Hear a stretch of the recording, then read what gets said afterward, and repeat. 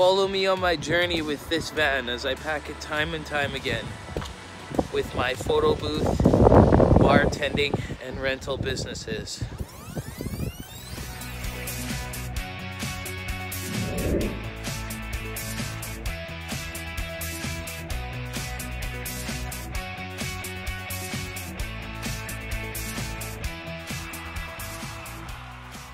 So I started out renting cheap tents, like Walmart pop-up tents, and people love them.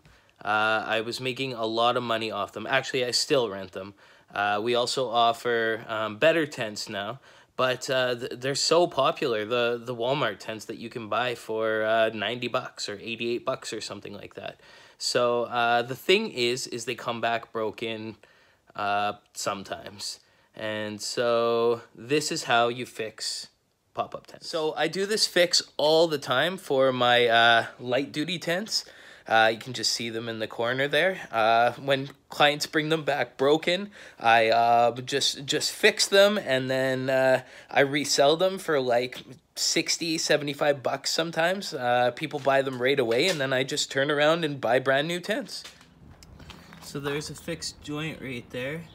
I just put one of those in the middle of the broken one like that, and then I just wrap some duct tape around it like that, and then screwed it back in. So you will have to put rivets on either side of the duct tape there. Here is what rivets look like, and then they just go inside the pop rivet gun. You can get these at Canadian Tire or Home Depot, basically any hardware store. So this fix will work on bigger 10 by 20 pop-up tents as well. So this is the frame here, and it just accordions out to 10 by 20, right? And so there was one time during the summer when one of these came back broken, and I was like, oh, what am I gonna do? So I figured out how to fix them. One of my 10 by 20s in this bag here that I actually had to repair. So if you look right there, that's a repaired joint, and it's actually stronger now than it ever was. This is the regular tent. Well, this one's the same regular tent, but this one is the one that I did the repair on.